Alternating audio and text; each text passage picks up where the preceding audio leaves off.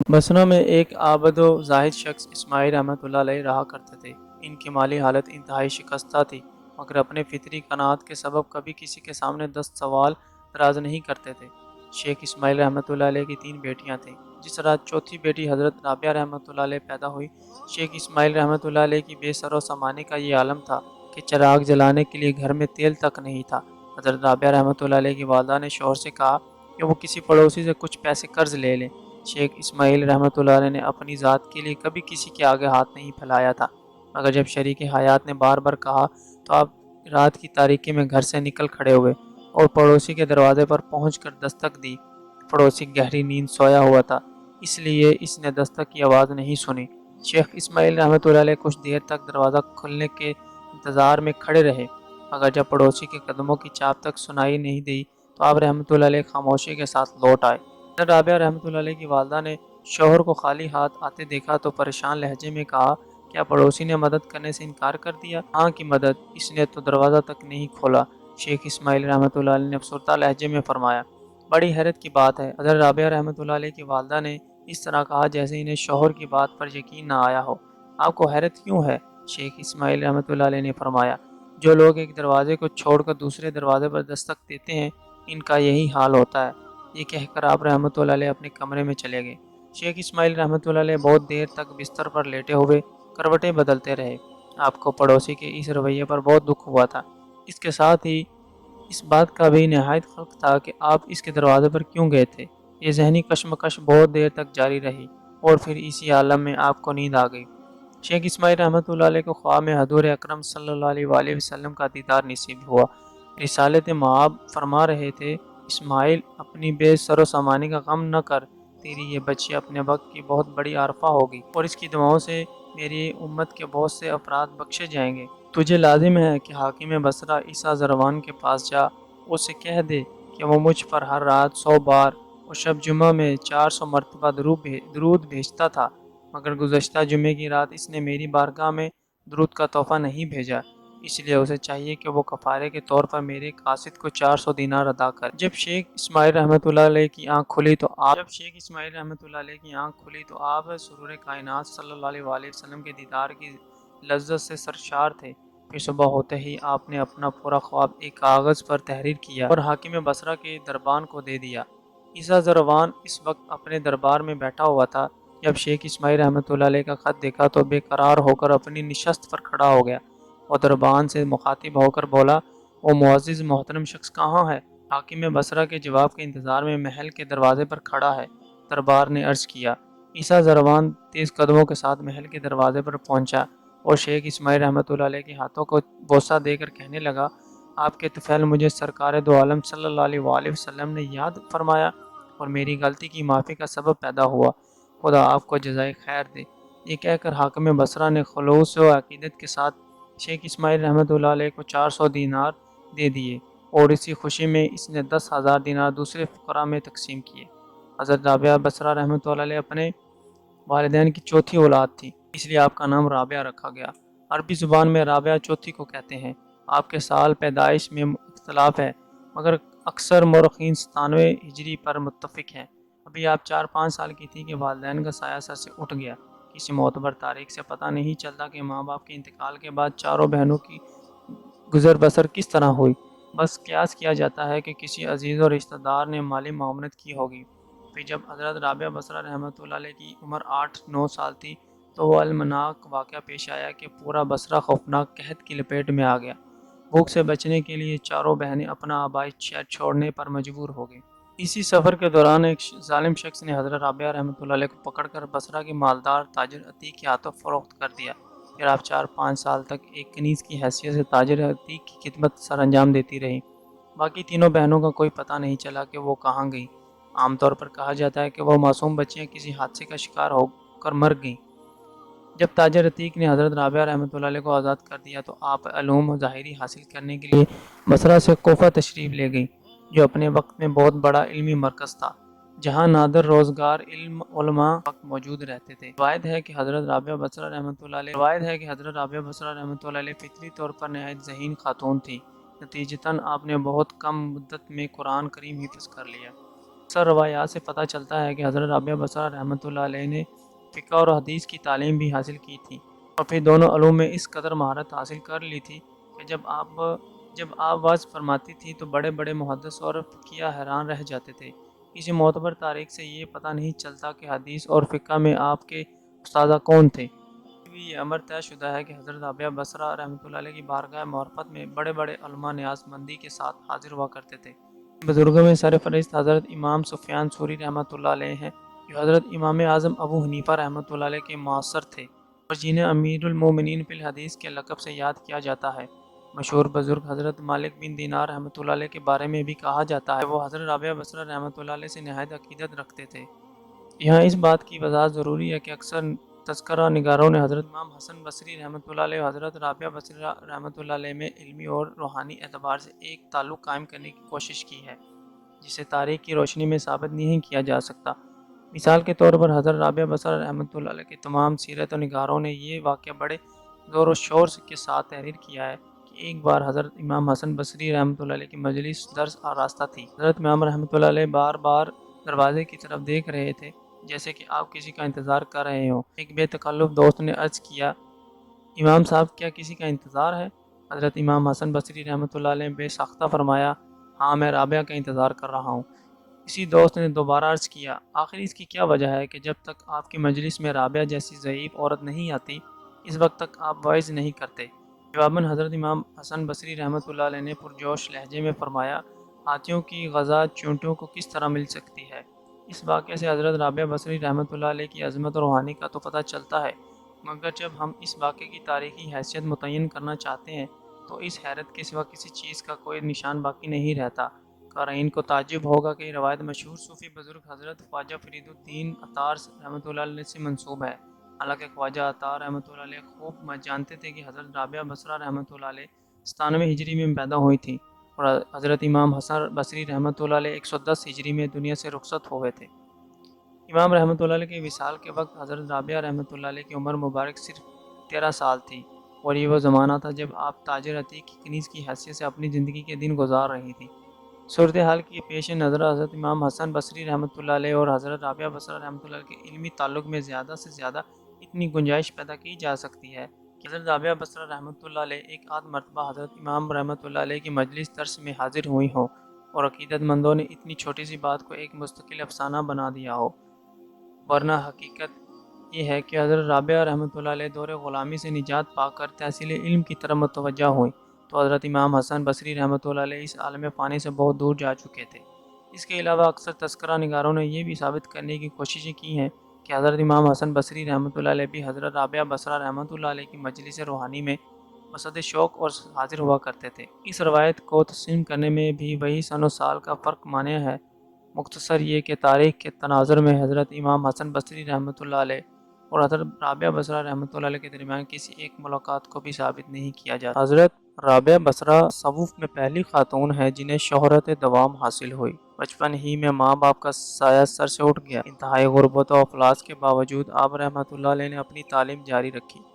روایت ہے کہ حضرت رابعہ بصرہ نے قرآن کریم حفظ کیا تھا اور آپ کو احادیث رسول صلی اللہ علیہ وآلہ وسلم پر بھی پورا عبور حاصل تھا۔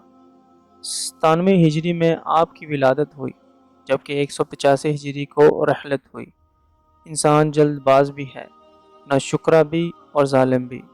بنی نوح آدم کی انہی کیفیات اور جذبات کو خالق کائنات نے بڑے عجیب پیرا میں بیان کیا ہے۔ کبھی کہا گیا کہ جب ہم اسے رنج و عالم دیتے ہیں اور کسی آزمائش میں مبتلا کر دیتے ہیں تو بار بار آسمان کی طرف دیکھتا ہے اور نہایت شکستہ و غم زدہ لہجے میں کہتا ہے کہ اس پر میرا کوئی اختیار نہیں، یہ سب تو آسمان کی طرف سے ہے۔ پھر جب ہم اس کی گریزاری سن کر اس کے سروں بلاؤں کو ٹال دیتے ہیں اور اسے اپنی نعمتوں سے سرفراز کر دیتے ہیں تو وہ بطور فخر کہتا ہے کہ یہ سب کچھ میرے زور بازو کا نتیجہ ہے۔ انسان کے اسی منافقانہ جذبے کا نام ظلم ہے۔ شکستہ اور رقت کو حق تعالیٰ کے فیصلوں سے تعبیر کرتا ہے اور فتوحات کو اپنی کوشش و تدابیر کا نتیجہ قرار دیتا ہے۔ ناشکر اس لیے ہے کہ خدا کی بخشی ہوئی بے شمار نعمتوں کو بے دریغ اپنے استعمال میں لاتا ہے مگر دینے والے کی بے مثال فیاضیوں کا اعتراف نہیں کرتا۔ گردش روز و شب کو محض ایک اضطراری عمل سمجھتا ہے کہ ٹھنڈی ہوائیں چل رہی ہیں سو چلتی ہی رہیں گی، بارش ہو رہی ہے سو برستی ہی رہے گی۔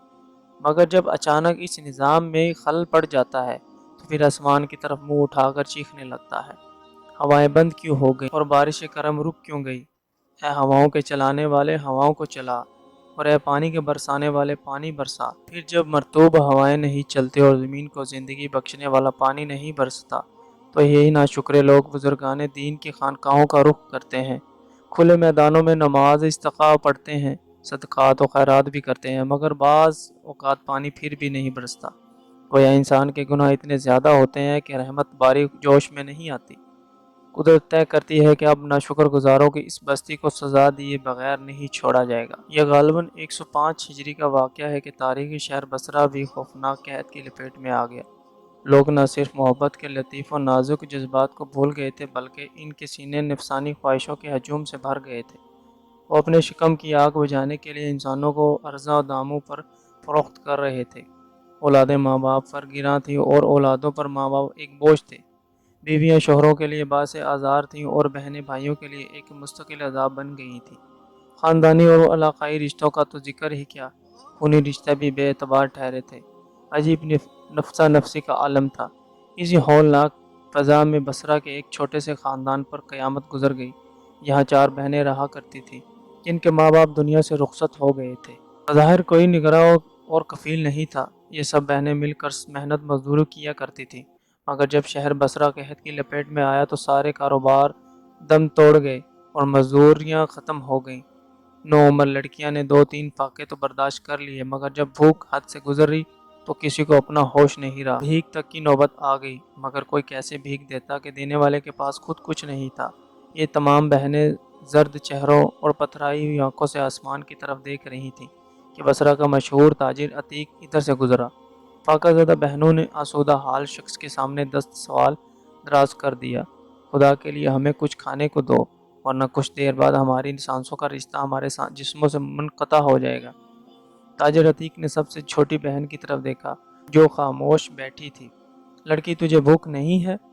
بہت بھوک ہے، سب سے چھوٹی بہن نے نقاہت زدہ لہجے میں جواب دیا۔ تو پھر کسی سے روٹی کیوں نہیں مانگتی؟ تاجر نے سوال کیا۔ جس سے مانگنا چاہیے اسی سے مانگ رہی ہوں، لڑکی نے بڑا عجیب جواب دیا۔ تو پھر تجھے ابھی تک روٹی کیوں نہیں ملی؟ تاجر عتیق نے حیران ہو کر دوسرا سوال کیا۔ جب وقت آئے گا تو وہ بھی مل جائے گی۔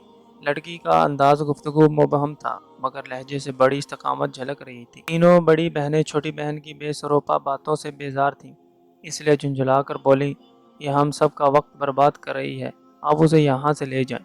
یہ لڑکی بڑے کام کی ہے، میں اسے لے کر ہی جاؤں گا، تاجر عتیق نے تینوں بہنوں کو مخاطب کرتے ہوئے کہا، اور پھر ایک مخصوص رقم ان کے حوالے کر دی۔ چلو لڑکی، تاجر نے چھوٹی بہن سے کہا، اب تم میری ملکیت ہو۔ لڑکی نے اپنی بہنوں کی طرف دیکھا، اس کی آنکھوں میں آنسو تھے مگر ہونٹوں پر کوئی حرف شکایت نہیں تھا۔ وہ تاجر عتیق کے ساتھ چپ چاپ چلی گئی۔ اس نے کئی بار مڑ کر دیکھا، لڑکی کی آنکھوں میں بس ایک ہی سوال تھا، کیا تم نے چند روٹیوں کے لیے اپنی چھوٹی بہن کو فروخت کر دیا ہے؟ تینوں بہنوں نے کوئی جواب نہیں دیا۔ انہیں بھوکی افریت سے نجات مل گئی تھی اور وہ تاجر کے دیے ہوئے سکے گننے میں مصروف تھیں۔ پھر انہیں اپنی چھوٹی بہن کی آنکھوں میں لرزنے والی معصوم حسرتیں اور کانپتے ہوئے سوالات کس طرح نظر آتے۔ آخر لڑکی نظروں سے اوجھل ہو گئی اور ضرورت کے بے رحم ہاتھ نے خونی رشتوں کو جدا کر دیا۔ عام طور پر یہی روایت مشہور ہے کہ تینوں بڑی بہنوں نے مل کر چھوٹی بہن کو تاجر عتیق کے ہاتھوں فروخت کر دیا تھا، مگر بعض روایت میں یہ بھی درج ہے کہ بھوک سے تنگ آ کر چاروں بہنیں گھر سے نکلیں۔ وہ بصرہ چھوڑ کر کسی ایسے شہر میں جانا چاہتی تھی جہاں ضروریات زندگی میسر آ سکیں۔ ابھی وہ راستے میں ہی تھی کہ اچانک کسی گوشے سے ایک قوی ہیکل شخص نمودار ہوا اور اس نے چھوٹی بہن کو پکڑ لیا۔ اجنبی مرد کے خوف سے تینوں بہنیں ایک طرف بھاگ کھڑی ہوئیں اور اپنی شفاق شخص نے 7-8 سالہ معصوم بچی کو بصرہ کے ایک مالدار تاجر عتیق کے ہاتھوں فروخت کر دیا۔ اس طرح ایک معصوم بچی اپنے کارواں سے بچھڑ کر ایک صاحب ثروت انسان کی کنیز بن گئی۔ نوعمر ہونے کے باوجود لڑکی کی انتہائی مشقت اور ذمہ داری کے ساتھ اپنا کام پورا کرتی اور مالک کو کسی قسم کی شکایت کا موقع نہ دیتی، یہاں تک کہ اسی عالم میں کئی سال گزر گئے۔ اب اس لڑکی کی عمر 12-13 سال کے قریب تھی۔ جیسے جیسے عمر بڑھتی جا رہی تھی، لڑکی کے ذوق عبادت میں اضافہ ہوتا جا رہا تھا۔ گھر کا کام کرنے کے بعد وہ رات رات بھر عبادت میں مصروف رہتی پھر صبح ہوتے ہی اپنے آقا کی خوشنودی حاصل کرنے کے لیے گھر کے کاموں میں مشغول ہو جاتی۔ آخر شدید محنت نے اس معصوم جان کو تھکا ڈالا۔ کیا تو بیمار ہے؟ لڑکی کے چہرے پر تھکن کے آثار دیکھ کر ایک دن مالک نے پوچھا۔ لڑکی نے نفی میں آقا کی بات کا جواب دیتے ہوئے کہا، کیا میں اپنے فرائض کی ادائیگی میں کسی کوتاہی کی مرتکب ہو رہی ہوں؟ مالک نے اس کے کام کی تعریف کی اور ساتھ ہی یہ بھی کہا کہ وہ اپنی صحت کا خیال رکھے۔ لڑکی نے آقا کا حکم سنا اور سر جھکا دیا، مگر اس کے معاملات میں کوئی کمی نہیں آئی۔ وہ جالے میں دنیاوی مالک کی خدمت انجام دیتی، اندھیرے میں مالک حقیقی کے سامنے سجدہ ریز ہو جاتی۔ ایک دن اتفاق سے نصف شب کے قریب آقا کی آنکھ کھل گئی۔ وہ اپنے کمرے سے نکل کر ٹہلنے لگا۔ اچانک اس کی نظر کنیز کی کوٹری پر پڑی۔ وہاں چراغ جل رہا تھا۔ یہ کنیز ابھی تک جاگ رہی ہے؟ آقا نے بڑی حیرت کے ساتھ سوچا اور کنیز کے جاگنے کا سبب جاننے کے لیے کوٹری کی طرف بڑھا۔ وہ دروازہ کھلا ہوا تھا۔ مالک دبے قدموں اندر داخل ہوا۔ اب اس کی آنکھوں کے سامنے ایک ناقابل یقین منظر تھا۔ کنیز سجدے کی حالت میں تھی اور دبی دبی سسکیاں ابھار رہی تھی۔ مالک کی حیرت میں کچھ اور اضافہ ہو گیا۔ وہ آہستہ آہستہ آگے بڑھا، پھر اس نے کان لگا کر سنا۔ کنیز انتہائی رقت امیز لہجے میں دعا مانگ رہی تھی۔ یا الہی، تو میری مجبوریوں سے خوب واقف ہے۔ گھر کا کام کاج مجھے تیری طرف آنے سے روکتا ہے۔ تو مجھے اپنی عبادت کے لیے پکارتا ہے، مگر میں جب تک تیری بارگاہ میں حاضر ہوتی ہوں نمازوں کا وقت گزر جاتا ہے۔ اس لیے میری معذرت قبول فرما لے اور میرے گناہوں کو معاف کر دے۔ مالک نے کنیز کی گریزاری سنی تو خوف خدا سے لرزنے لگا۔ روایت ہے کہ اس واقعے سے پہلے تاجر عتیق ایک ظالم شخص تھا۔ اپنے غلاموں اور کنیزوں سے بے پناہ مشقت لیتا تھا اور انہیں پیٹ بھر کر کھانا تک نہیں دیتا تھا۔ آج رات ایک کنیز کو اس طرح سجدہ ریز دیکھا تو پتھر دل پگھل گیا اور اسے اپنے ماضی پر ندامت ہونے لگی۔ الٹے قدموں واپس چلا آیا اور اب کا باقی حصہ جاگ کر گزار دیا۔ پھر صبح ہوتے ہی کنیز کی کوٹری میں پہنچا اور کہنے لگا، آج سے تم آزاد ہو، جہاں چاہو چلی جاؤ، مگر میں تمہاری دی ہوئی قیمت ادا نہیں کر سکتی۔ کنیز نے حیران ہو کر کہا، میں تم سے کوئی قیمت نہیں مانگتا، مگر ایک چیز کا سوال کرتا ہوں۔ تاجر عتیق کے لہجے سے عاجزی کا اظہار ہو رہا تھا۔ میری طرف سے کی جانے والی تمام زیادتیوں کو اس ذات کے صدقے میں معاف کر دو جس کی عبادت تم راتوں کو تنہائی میں چھپ کر کرتی ہو۔ میں نے تمہیں معاف کیا، میرا مالک تمہیں ہدایت دے۔ یہ کہہ کر کنیز چلی گئی۔ یہ معصوم اور یتیم بچی اور شب بیدار کنیز مشہور عارفہ حضرت رابعہ بصرہ تھی۔ حضرت رابعہ بصرہ کا ایک مشہور واقعہ ہے کہ ایک بار حضرت رابعہ بصرہ کے ہاں 5 درویش حاضر ہوئے۔ اتفاق سے وہ کھانے کا وقت تھا۔ حضرت رابعہ بصرہ نے اپنی خادمہ کو الگ بلا کر پوچھا، مہمانوں کی تواضع کے لیے گھر میں کچھ کھانے کو ہے؟ خادمہ نے بتایا کہ صرف ایک روٹی موجود ہے۔ حضرت رابعہ بصرہ رحمۃ اللہ علیہ نے فرمایا کہ ایک روٹی سے کیا ہوگا، مہمانوں کے حصے میں ایک ایک ٹکڑا ہی آئے گا۔ یہ کہہ کر آپ مہمان درویشوں کے پاس تشریف لے آئیں۔ ابھی تھوڑی ہی دیر گزری تھی کہ ایک سوالی نے در پر صدا دی۔ حضرت رابعہ بصرہ رحمۃ اللہ علیہ نے فرمایا کہ وہ روٹی اس ضرورت مند کو دے دو جو دروازے کے باہر کھڑا ہے۔ خادمہ نے آپ کے حکم کی تعمیل کی اور حضرت رابعہ بصرہ رحمۃ اللہ علیہ پردے کے پیچھے سے مہمانوں کے ساتھ مصروف گفتگو ہو گئیں۔ کچھ دیر بعد خادمہ حاضر ہوئی اور اس نے عرض کیا، ایک شخص کھانا لے کر آیا ہے، کتنی روٹیاں ہیں؟ حضرت رابعہ بصرہ رحمۃ اللہ نے خادمہ سے پوچھا۔ جب خادمہ نے بتایا کہ 2 روٹیاں ہیں تو آپ نے فرمایا کہ اسے واپس کر دو، وہ شخص غلطی سے ہمارے گھر آ گیا ہے اور کھانا ہمارا نہیں ہے۔ خادمہ نے روٹیاں واپس کر دی۔ تھوڑی دیر بعد خادمہ نے اطلاع دی کہ ایک اور شخص کھانا لے کر آیا ہے۔ حضرت رابعہ بصرہ رحمۃ اللہ علیہ نے روٹیوں کی تعداد پوچھی تو آپ کو بتایا گیا کہ 5 روٹیاں ہیں۔ حضرت رابعہ بصرہ رحمۃ اللہ علیہ نے جواباً فرمایا، اس بار بھی کھانا لانے والے سے غلطی ہو گئی، اس سے کہہ دو کہ وہ کھانا ہمارا نہیں ہے۔ تیسری بار ایک اور شخص کھانا لے کر آیا۔ پھر جب خادمہ نے آپ کو بتایا کہ 11 روٹیاں ہیں تو حضرت رابعہ بصرہ رحمۃ اللہ علیہ نے مسرت کے لہجے میں فرمایا، ہاں یہ کھانا ہمارا ہے، اسے قبول کر لو۔ خادمہ نے کھانا لا کر درویش مہمانوں کے سامنے سجا دیا۔ پھر جب درویش کھانا کھا چکے تو ایک مہمان نے عرض کیا کہ 3 مختلف اشخاص کھانا لے کر آئے، وہ افراد کو آپ نے واپس کر دیا، مگر تیسرے شخص کے لائے ہوئے کھانے کو قبول فرما لیا، آخر کیا راز ہے؟ حضرت رابعہ بصرہ رحمۃ اللہ علیہ نے درویشوں کو مخاطب کرتے ہوئے فرمایا، حق تعالیٰ فرماتا ہے کہ دنیا میں ایک کے بدلے 10 اور آخرت میں 70 دوں گا۔ بس اسی حساب کتاب کی بنیاد پر میں نے 2 آدمیوں کو واپس لوٹا دیا اور ایک شخص کا کھانا قبول کر لیا۔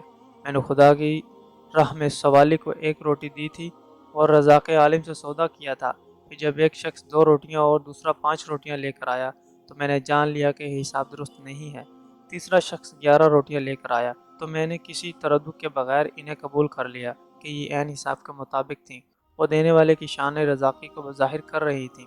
10 روٹیاں میری ایک روٹی کے بدلے میں تھیں، اور جو روٹی میں نے سوالی کو دی تھی حق تعالیٰ نے وہ بھی واپس کر دی تھی۔ حضرت رابعہ بصرہ رحمۃ اللہ علیہ کی صبر و قناعت اور توکل کی شان دے کر تمام درویش حیرت زدہ رہ گئے۔ ایک بار آپ رحمۃ اللہ علیہ نے 7 دن تک صرف پانی سے روزہ کھولا۔ گھر میں کھانے کے لیے روٹی کا ایک لقمہ بھی نہیں تھا۔ افطار کا وقت قریب تھا کہ حضرت رابعہ بصرہ رحمۃ اللہ علیہ پر بھوک کا غلبہ ہوا۔ نفس نے آپ سے فریاد کی، رابعہ آخر کب تک مجھے بھوکا رکھے گی؟ ابھی آپ کے دل میں یہ خیال گزرا ہی تھا کہ کسی شخص نے دروازے پر دستک دی۔ آپ باہر تشریف لائیں تو ایک نیاز مند کھانا لیے کھڑا تھا۔ حضرت رابعہ بصرہ رحمۃ اللہ علیہ نے کھانا قبول کر لیا اور نفس سے مخاطب کرتے ہوئے فرمایا، میں نے تیری فریاد سن لی ہے، کوشش کروں گی کہ تجھے مزید اذیت نہ پہنچے۔ یہ کہہ کر آپ نے کھانا فرش پر رکھ دیا اور خود چراغ جلانے اندر چلی گئی۔ واپس آئی تو دیکھا کہ ایک بلی نے کھانے کے برتن الٹ دیے تھے اور زمین پر گرا ہوا کھانا کھا رہی تھی۔ حضرت رابعہ بصرہ رحمۃ اللہ علیہ بلی کو دیکھ کر مسکرائیں، شاید تیرے ہی لیے بھیجا گیا تھا، اطمینان سے کھا لے۔ افطار کا وقت قریب ہو چکا تھا۔ حضرت رابعہ رحمۃ اللہ علیہ نے چاہا کہ پانی ہی سے افطار کر لے۔ اتنے میں تیز ہوا کا جھونکا آیا اور چراغ بجھ گیا۔ حضرت رابعہ بصرہ رحمۃ اللہ علیہ اندھیرے میں آگے بڑھیں۔ اتفاق سے پانی کا برتن بھی ٹوٹ گیا اور سارا پانی زمین پر بہہ گیا۔ عجیب صورتحال تھی۔ بے اختیار آپ کی زبان مبارک سے یہ الفاظ ادا ہوئے، الہی یہ کیا راز ہے؟ میں گناہ گار نہیں جانتی کہ تیری رضا کیا ہے۔ جواب میں ایک صدائے غیب سنائی دی، اے میری محبت کا دم بھرنے والی، اگر تو چاہتی ہے کہ تیرے لیے دنیا کی نعمتیں وقف کر دوں تو پھر میں تیرے دل سے اپنا غم واپس لے لوں گا، کیونکہ میرا غم اور دنیا کی نعمتیں ایک ہی دل میں جمع نہیں ہو سکتے۔ اے رابعہ، تیری بھی ایک مراد ہے اور میری بھی ایک مراد ہے، تو ہی بتا کہ دونوں مرادیں ایک جگہ کیسے رہ سکتی ہیں۔ حضرت رابعہ بصرہ رحمۃ اللہ علیہ فرماتی ہیں کہ جب یہ آواز سنی تو دنیا سے ہمیشہ کے لیے منہ موڑ لیا اور ساری امیدیں ترک کر دیں۔ اس کے بعد میں نے ہر نماز کو آخری نماز سمجھا۔ ایک بار حضرت سفیان ثوری رحمۃ اللہ علیہ حضرت رابعہ بصرہ رحمۃ اللہ علیہ کی مجلس میں حاضر ہوئے اور فرمانے لگے، رابعہ، آج تم مجھے وہ باتیں بتاؤ جو تم نے کسی کتاب یا عالم کے ذریعے حاصل نہ کی ہوں، بلکہ وہ براہ راست تم تک پہنچی ہوں۔ حضرت رابعہ بصرہ رحمۃ اللہ علیہ کچھ دیر تک غور کرتی رہیں، پھر آپ نے امام وقت کو مخاطب کرتے ہوئے فرمایا، ایک بار میں نے اپنی ضرورت کی چیزیں خریدنے کے لیے ہاتھ سے بٹی ہوئی چند رسیاں فروخت کیں۔ خریدار نے مجھے 2 درہم دیے تو 1 درہم ایک ہاتھ میں لیا اور دوسرا دوسرے ہاتھ میں لیا۔ مجھے ڈر تھا کہ ایک ہی ہاتھ میں دونوں درہم لینے سے کہیں میں گمراہ نہ ہو جاؤں۔ اس بات سے حضرت رابعہ بصرہ رحمۃ اللہ کا اشارہ کثرت مال کی طرف تھا۔ ایک بار آپ نے کسی شخص کو چند سکے دے کر فرمایا، میرے لیے بازار سے جا کر کمبل خرید لاؤ۔ اس شخص نے عرض کیا، مخدومہ، آپ کو سفید کمبل درکار ہے یا سیاہ؟ حضرت رابعہ بصرہ رحمۃ اللہ علیہ نے ناخوشگوار لہجے میں فرمایا، پیسے واپس دے دو، ابھی کمبل خریدا نہیں اور سیاہ سفید کا جھگڑا شروع ہو گیا۔ پھر اس شخص نے پیسے واپس لے کر اپنی خادمہ کو دے دیے اور فرمایا کہ انہیں جا کر دریا میں پھینک آؤ۔ اور تمام واقعات سے اندازہ ہوتا ہے کہ حضرت رابعہ بصرہ رحمۃ اللہ علیہ دنیا اور اہل دنیا سے کسی قدر بے نیازانہ تعلق رکھتی تھی۔ ایک بار کسی شخص نے برسر مجلس آپ سے سوال کیا، آپ کہاں سے آئی ہیں؟ حضرت رابعہ بصرہ رحمۃ اللہ علیہ نے فرمایا، اس جہاں سے، اور کہاں جائیں گی؟ اسی شخص نے دوسرا سوال کیا۔ حضرت رابعہ بصرہ رحمۃ اللہ علیہ نے فرمایا، اسی جہاں میں۔ پھر جب آپ سے پوچھا گیا کہ اس جہاں میں کیا کرتی ہیں تو فرمانے لگی، میں افسوس کے سوا کچھ نہیں کرتی۔ پوچھنے والے نے پوچھا کہ آپ کس بات پر افسوس کرتی ہیں تو حضرت رابعہ بصرہ رحمۃ اللہ نے فرمایا، اس جہان کی روٹی کھا کر اس جہان کا کام کرتی ہوں۔ پھر حاضرین مجلس میں سے ایک شخص نے کہا، آپ کی زبان میں عجیب مٹھاس ہے، اس لیے آپ مسافر خانے کی محافظت کے لائق ہیں۔ اس شخص کی بات سن کر حضرت رابعہ بصرہ رحمۃ اللہ علیہ نے فرمایا، میں یہی کام تو کر رہی ہوں، جو کچھ میرے اندر ہے اسے باہر کرتی ہوں اور جو باہر ہے اسے اندر آنے نہیں دیتی۔ کون آتا ہے اور کون جاتا ہے مجھے اس سے کوئی غرض نہیں، میں دل کو محفوظ رکھتی ہوں نہ کہ مٹی جسم کو۔ حضرت رابعہ بصرہ رحمۃ اللہ علیہ عشق الہی میں اس قدر غرق رہتی تھی کہ خوشی اور غم اپنی حیثیت کھو بیٹھے تھے۔ عبادت کے بارے میں آپ کا طرز فکر بڑا عجیب تھا، خوف اور طمع سے بے نیاز ہو کر اپنے خالق کو پکارتی تھی۔ ایک بار آپ پر جذب کی کیفیت طاری تھی۔ اہل بصرہ نے دیکھا کہ آپ ایک ہاتھ میں آگ اور دوسرے ہاتھ میں پانی لیے ہوئے بھاگی چلی جا رہی ہیں۔ لوگوں نے حضرت رابعہ بصرہ رحمۃ اللہ علیہ کو اس حال میں دیکھا تو پوچھا، یہ کیا ہے؟ آپ کہاں جا رہی ہیں؟ حضرت رابعہ بصرہ رحمۃ اللہ علیہ نے فرمایا، میں اس پانی سے دوزخ کی آگ کو بجھانے چلی ہوں کہ لوگ اسی کے خوف سے خدا کی عبادت کرتے ہیں۔ اور یہ آگ کس لیے ہے؟ لوگوں نے پوچھا۔ میں اس آگ سے جنت کو پھونک ڈالنا چاہتی ہوں تاکہ جو لوگ جنت کی لالچ میں خدا کی عبادت کرتے ہیں انہیں جنت نہ مل سکے۔ یہ حضرت رابعہ بصرہ رحمۃ اللہ علیہ کا اپنا انداز فکر تھا جسے جذب کی کیفیت سے تعبیر کیا جاتا ہے، ورنہ خوف طمع دونوں حالتوں میں خدا کی عبادت جائز ہے۔ قرآن حکیم میں اسی کا حکم دیا گیا ہے۔ ایک بار حضرت رابعہ بصرہ رحمۃ اللہ علیہ ان الفاظ کے ساتھ دعا مانگ رہی تھی: اے میرے معبود، اگر میں تیری عبادت دوزخ کے خوف سے کرتی ہوں تو مجھے دوزخ ہی میں ڈال دینا، اور اگر میری ریاضت حصول جنت کے لیے ہے تو اسے مجھ پر حرام کر دینا، اور اگر میں صرف تیرے لیے ہی تیری پرستش کرتی ہوں تو مجھے اپنے دیدار سے ہرگز محروم نہ رکھنا۔ یہی وہ عشق ہے جس نے حضرت رابعہ بصرہ رحمۃ اللہ علیہ کو ولایت کے منصب تک پہنچایا، اور پھر آپ کا نام قیامت تک کے لیے محبت کی علامت بن کر رہ گیا۔ حضرت رابعہ بصرہ رحمۃ اللہ علیہ نے بچپن سے جوانی تک رنج و عالم اور آفات و مصائب کے سوا کچھ نہیں دیکھا تھا۔ 4-5 سال کی ہوں گی کہ نہایت پرہیزگار محبت کرنے والے ماں باپ سے بچھڑ گئی۔ 8-9 سال کی عمر کو پہنچی تو شفیق بہنوں کو اس طرح کھو دیا کہ زندگی بھر ان کا کوئی پتہ نہیں چلا۔ اہل نظر انداز کر سکتے ہیں کہ ایک کم سن بچی کے دل و دماغ نے ان جان لیوا حادثات کا کیا تاثر قبول کیا ہوگا۔ وہ بچی ہوش کی ابتدائی منزلوں سے گزر رہی تھی تو ایک بے رحم ہاتھ نے اسے غلامی کی زنجیریں پہنا دی۔ باپ سے ضدیں اور فرمائشیں کرنے کے دن، بہنوں کے ساتھ کھیلنے اور شرارتیں کرنے کے دن، اور ان سب سے بڑھ کر ماں کی آغوش محبت میں سونے کی راتیں۔ ایک بچے کا یہی تو سرمایہ ہوتا ہے۔ مگر وقت نے حضرت رابعہ رحمۃ اللہ علیہ سے ان کی ہر خوشی اور ہر خواب چھین لیا تھا۔ گرمی کے تپتے ہوئے دنوں میں حضرت رابعہ رحمۃ اللہ علیہ اپنے مالک کے لیے دریا سے پانی بھر کر لاتی تھی، اور آپ رحمۃ اللہ علیہ کا جسم مبارک پانی سے شرابور ہوتا تھا۔ پھر جب سردیوں کی طویل راتیں آتی تو حضرت رابعہ رحمۃ اللہ علیہ یخ بستہ موسم میں اپنے آقا کے سامنے دست بستہ کھڑی رہتی۔ اولیاء کرام نے جو ریاضتیں جوانی کے عالم میں اپنی خوشی اور رغبت سے کی ہیں، وہی ریاضتیں حضرت رابعہ بصرہ رحمۃ اللہ علیہ نے اپنے عالم طفلی میں جبر و ستم کی زنجیروں میں جکڑے ہونے کے باوجود کی ہیں۔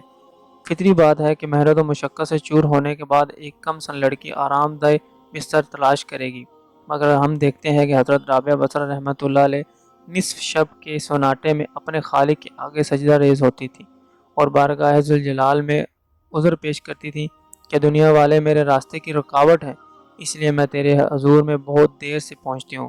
یہی وہ ریاضت ہے جو تصوف کی بنیاد ہوتی ہے، اور یہی محبت صوفیہ کی پہچان ہوتی ہے۔ حضرت رابعہ بصرہ رحمۃ اللہ علیہ کو کثرت رنج و عالم اور حزن ملال نے دنیا اور اس کے دل فریبوں سے بیگانہ کر دیا تھا۔ پھر اسی جذبہ بیگانگی نے بے نیازی کی شکل اختیار کر لی، اور حضرت رابعہ بصرہ رحمۃ اللہ علیہ دنیا اور اہل دنیا کی نفی کر دی۔ دنیا کی نفی کے بعد ایک ہی صورت باقی رہ جاتی ہے کہ انسان اپنے آپ دنیا بنانے والے کی یادوں میں گم کر دے۔ حضرت رابعہ بصرہ رحمۃ اللہ علیہ نے بھی ایسا ہی کیا۔ جب سارے رشتے ناپائیدار ثابت ہوئے تو آپ نے خالق کائنات سے رشتہ جوڑ لیا۔ یہ رشتہ تواضع سے ہوتا ہے، اب تک رہتا ہے۔ ایک مفکر اپنے خالق کے وجود سے انکار کر سکتا ہے مگر اس کی بندگی کے دائرے سے خارج نہیں ہوتا۔ فرعون نے لاکھ کہا کہ میں تمہارا بڑا رب ہوں، مگر حقیقتاً وہ رب کائنات ہی کا بندہ تھا۔ مسئلہ صرف اقرار کا ہے۔ اقرار کے بعد انسان کی بندگی مستند اور معتبر ہو جاتی ہے۔ انکار کی صورت میں بھی وہ حق تعالی ہی کا بندہ رہتا ہے، مگر اپنی سرکشی اور بے راہ روی کے باعث رندہ درگاہ کہلاتا ہے۔ حضرت رابعہ بصرہ رحمۃ اللہ علیہ بھی روز عدل سے اپنے خالق کی وحدانیت اور کبریائی کا اقرار کر رہی تھیں۔ ہو سکتا تھا کہ وہ شدید اور طویل آزمائشوں کے وقت اپنا راستہ بھول جاتی، مگر حق تعالیٰ نے ہر قدم پر ان کی رہنمائی کی۔ پھر جب وہ آفات و مصائب کے دریاؤں کو پار کر کے ساحل مراد تک پہنچی اور انہوں نے بے اختیار خاک پر سر رکھ کر کہا: بس تو ہی ہے، وہ تیرے سوا کوئی نہیں۔